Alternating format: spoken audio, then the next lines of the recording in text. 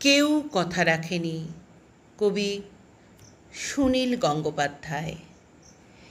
কেউ কথা রাখেনি। ৩৩ বছর কাটল, কেউ কথা রাখেনি। ছেলেবেলায় এক বষ্টুমি তার আগমনী গান হঠাৎ থামিয়ে বলেছিল, শুক্লা দ্বাদশীর দিন অন্তরাটুকু শুনিয়ে যাবে।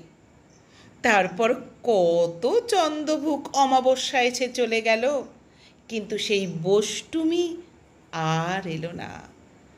২৫ বছর প্রতীক্ষায় আছি। মামাবাড়ির মাঝি নাদের আলী বলেছিল, বড় হও দাদা ঠাকুর, তোমাকে আমি ৩ প্রহরের বিল দেখাতে নিয়ে যাব। সেখানে পদ্ম ফুলের মাথায় সাপ আর ভ্রমর খেলা করে। নাদের আলী, আমি আর কত বড় হব?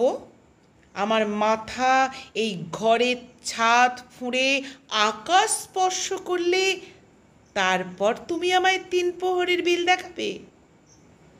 একটাও রয়্যাল গুলি কিনতে পারিনি কখনো। লাঠি লজেন্স দেখিয়ে দেখিয়ে চুষেছে লস্কর বাড়ির ছেলেরা।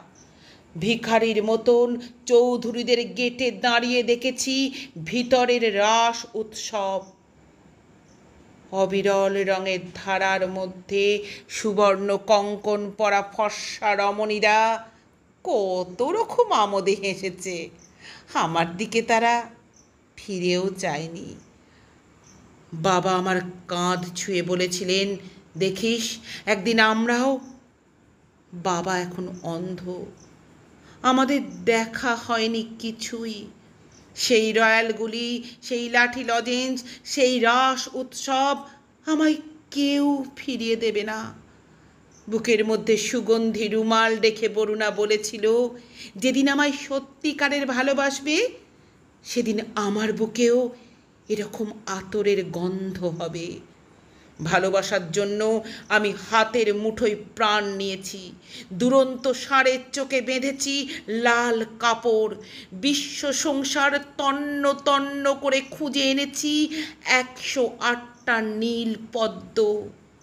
তবু কথা রাখেনি বরুণা। এখন তার বুকে শুধুই মাংসের গন্ধ। এখন সে যে কোনো নারী। কেউ কথা রাখেনি। ৩৩ বছর কাটল, কেউ কথা রাখে না।